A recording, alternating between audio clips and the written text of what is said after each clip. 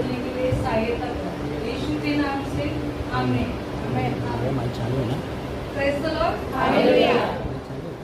अब तक हमने 4 वाक्य को सुना है कि यीशु मसीह ने हमारे लिए क्रूस पे क्या किया। अभी हम 5वीं वाक्य सुनेंगे कि हमारे यीशु ने हमारे लिए क्रूस पे क्या किया। यूहन्ना 19वां अध्याय 28। इसके बाद अब सब कुछ पूरा हो चुका, इसलिए कि पवित्र शास्त्र में जो कहा गया वह पूरा हो। कहा, मैं प्यासा हूँ। प्रभु यीशु ने कहा कि मैं प्यासा हूँ। इस समय यीशु मसीह क्रूस पे लटके हुए और बहुत परेशानी और भयंकर पीड़ा से वो गुजर रहे और प्यास लगी है उसको, और वो सब हमारे लिए करते हैं। यीशु मसीह भयंकर दुख और पीड़ा से सामना कर रहे हैं और प्यास और दुख ऐसी स्थिति में क्रूस पर यीशु मसीह पुकार कर कह रहे कि मैं प्यासा हूँ। ऐसा कैसे हो सकता है? वो तो परमेश्वर के बेटे हैं, वो तो खुद जीवन के जल के दाता है, तो कैसे प्यासे हो सकते? तो ये ऐसे संभव है, मसीह जो स्वयं जीवन के जल है, जल के दाता है, वो क्रूस पर प्यासे हो जाए। वो अगर यीशु है जिसने याकूब के कुएं के यहाँ सामने से कहा था कि जो इस जल में से पीता है वो कभी प्यासा न होगा, जो उस जल में से पिएगा जो मैं उसे दूंगा वो अनंत काल तक प्यासा न होगा। ये वही यीशु है जिसने कहा था यदि कोई प्यासा है तो मेरे पास आए और पिए। उसके हृदय में से जीवन की जल की नदियां बह निकलेंगी। ये वही यीशु है, वही परमेश्वर का पुत्र है जो इस क्रूस पर लटका हुआ है और इस बात को बता रहे कि मैं प्यासा हूँ। पुराने नियम में से हम देखेंगे निर्गम 17:6। देख, मैं तेरे आगे चलकर होरे पहाड़ की एक चट्टान पर खड़ा रहूंगा और तू उस चट्टान पर मारना, तब उसमें से पानी निकलेगा जिससे ये लोग पिए। तब मूसा ने इस्राएल के वृद्ध लोगों को देखते वैसा ही किया।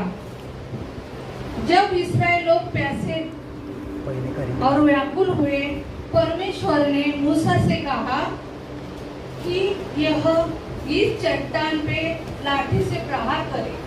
परमेश्वर ने मूसा से कहा चट्टान पे से प्रहार करे तो चट्टान से जल का सोता निकलेगा। वो हम देखेंगे 1 कुरिन्थी 10:4 और 5। और सबने एक ही आत्मिक जल पिया, क्योंकि वे उस आत्मिक चट्टान से पीते थे जो उनके साथ साथ चलती थी, और वह चट्टान मसीह था। इस्राएल प्यासे थे, व्याकुल हुए, तब परमेश्वर ने मूसा से कहा चट्टान पे लाठी से प्रहार करे तो चट्टान में से सोता निकलेगा। वह चट्टान कोई और नहीं, प्रभु यीशु मसीह थे। आमीन। तो कैसे प्यासे हो सकते? खुद वो चट्टान थे, सबका प्यास बुझाते थे, फिर भी आपने यीशु मसीह हमारे लिए, आपके लिए प्यासे हो गए। प्यास का मतलब हम समझते। अभी हम हॉल में बैठे, फैन चल रहा है, फिर भी हमको प्यास लगा है। और वो पहाड़ी पे क्रूस लेके इतना ऊंचा पहाड़ी पे गए, खिले होते थे, खून बह रहा था, उसको प्यास लगी, लेकिन उसको पानी नहीं मिला। पानी का मतलब आप जानते हैं, हम सब जानते हैं। पानी पीने से हमारा कैसा ठंडा लगता है, लेकिन यीशु मसीह को हमारे वजह से पानी नहीं मिला, हमारे दुख की वजह से हमारा दुख उसने खुद पे ले लिया और प्यासे हो गए। तो उस चट्टान में से लाखों इस्राएल लोग प्यास बुझाते, लाखों इस्राएल लोग का प्यास बुझाने वाला आज क्रूस पे प्यासा है। ऐसा है। तो वो हमारे लिए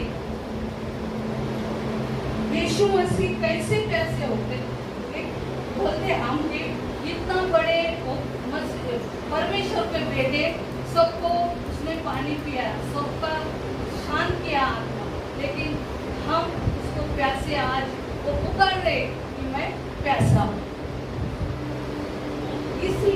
ये कैसे प्यासे हो सकते, सवाल आता है। तो ये इसलिए संभव हो सकता है कि वो परमेश्वर के साथ साथ मनुष्य भी थे, वो परमेश्वर के साथ मनुष्य भी थे। वो हमारे समान भूखे रहे, हमारे समान खाना खाया, हमारे समान थके, हमारे समान दुखी हुए, उसने पीड़ा को अनुभव किया। वह धरती पर मनुष्य के रूप में थे, इसीलिए वो प्यासे थे, मानव के रूप से वो प्यासे थे। परमेश्वर का मैं धन्यवाद करती हूँ कि उसने अपने पुत्र प्रभु यीशु को हमारे लिए संसार में भेज दिया।